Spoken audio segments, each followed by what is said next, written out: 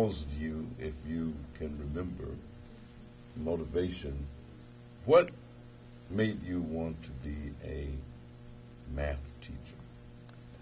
Well, I guess I can say I had a lot of influence from teachers where I came from, but to actually, the actual struggle of getting the basic of the math problems, the multiplication that was a fantasy to me, you know, just to learn the multiplication tables. You know, long time ago we used to memorize them, but to actually put them into use, that 3 times 4, and then you could draw a visual picture with 3 and then maybe 4 numbers, and then you would have 4, let's see, 4 rows of fours there. You draw 4 blocks. And you said 4, 4, 4, 4 squares, 4, 4, 4, 4, 4, 4, and then you would have 3 over to the side, and you could actually see that the 3 times the 4 would give you 12, and you could actually visualize this with the students. I mean, this is what influenced me. I just enjoy the challenge of working with students and influencing their minds, because once you learn that basic part, it's just easy. And so you separate. I mean, when you talk about the whole part of something, and then you talk about pieces of it. The fractional parts of it. The yes. fractional parts.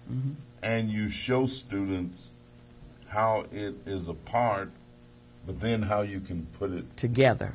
Back together. And be Right. connected. Absolutely. And they actually need to see that, because some students can't visualize that. They can't actually put it in their mind. But if they can see it up in front of them, or you can draw little pigs, or you have little blocks, or whatever, they can actually see that and visualize that together. Then it becomes a part of them. And we did with a pie.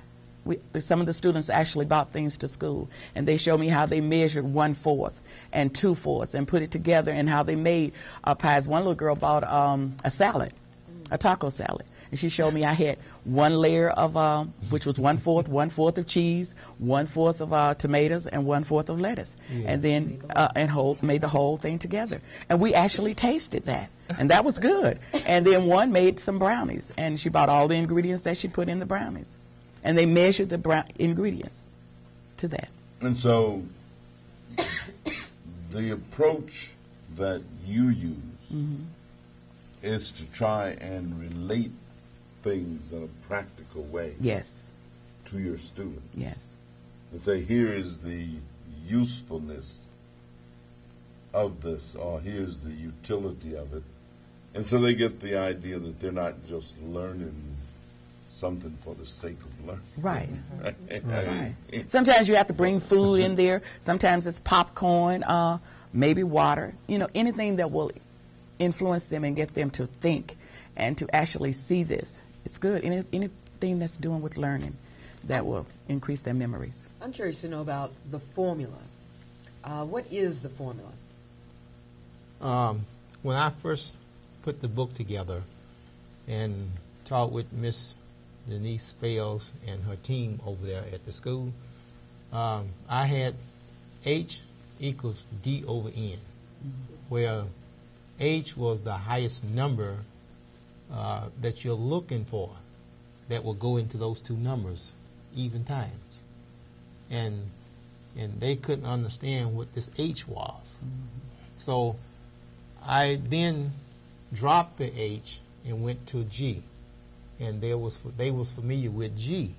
So G is the greatest number that you're looking for. So this is the formality that they use in the school system so the kids can understand what you're talking about.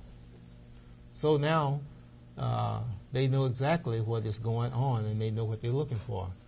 So I was very impressed the first semester that they used my book, and the kids told me that my method of describing 3 types of fraction was very simple and easy for them to learn. So that's the same thing with the formula. They don't have to worry about solving this formula for D or C or N. They only just solve it for G. They put the numbers in the formula, and out come the number they need to solve the fraction. They no longer have to look or think about what is this number. The formula actually give it to you. So then when you get that number, either that number will be the right number to solve the fractions, And sometimes, if you use the division method, you will have a remainder number, and that remainder number is the number that you use to solve that fraction. And when it is not the right number to solve it, you don't think that the number is not available to you. Then you just simply take the remainder number, break it up into all of its factors, and this is why it's so important that students learn how to factor. So if they don't learn their timetables and know the difference between timetables and division tables and so forth, then they tend to run into a problem. Right. Those students that do use my system don't have any problems at all. They surpass all the students in their math class, and the rest of them are left trying to catch up with them. It is fascinating. I mean, it's very fascinating. Yes. Do students have to study much harder at math than at something else? I mean, do they have to study longer periods of time? This method cut their study time, and they don't have to worry about trying to get those numbers they need. So that they don't have to think about what do they have to do to solve these problems. They don't no longer have to think as hard. They don't have to work as hard. So this formula and my 3 type fractions cut a lot of time out of it. It saved them a lot of time in looking for the numbers they need to work with the fractions.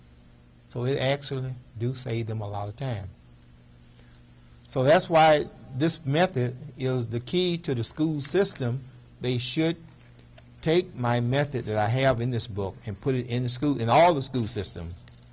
And if they did that, then they would have a lot less problem with the students. And I would like to ask Ms. Lily Pass, how have she found the students over there at St. Etheldreda School? How do they find this system to work for them? The system is working because, like you said, the main thing they need to know is their numerator and their denominator. That number will go in there an even number of times.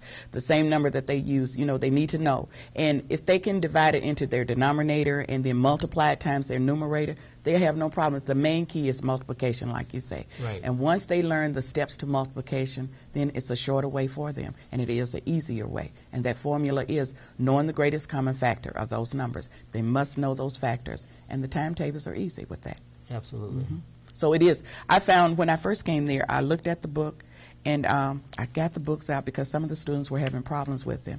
And I said, okay, we're going to go to this chapter. And I found it to be very helpful to me because it helped me along with the math book that we were using. I would take this as an extra curriculum book with them. Okay. And with that, it was helpful because a lot of students who were having problems with fractions, they were able to use the formula and do it better. So that was good for me. And that helped me with my teaching of them with the fractions. Before my formula, what method were you using then? Just the old-fashioned method. Like Think. What number what is your common denominator? If you have 2/3 plus 3/6, what would be your common denominator? Sometimes you could multiply 3 times 6 and get 18. Sometimes you couldn't. Sometimes you had to find a number that would go into 6 that would also go into 3, and you had to find it. Right. But now this formula what? Helps me so they don't have to find it. It's just a shorter way. It gives it to them. It Gives it gives to them the them. number. Right. It Gives gives them them the the Why number. didn't I have this? well, That's the same thing. he wasn't ready then. So, but the wasn't natural ready thing then. is that you said that you were given this formula. Right. I asked God to share information with me that Yes. would simplify the learning process for fractions. And then this is what he told me. The number you're looking for is the highest number you're looking for is equal to the inverse of numerator over denominator. So then when you take it and flip it over, then and divide those numbers out, it's right in there. You just have to know how to work with it. Yeah, right.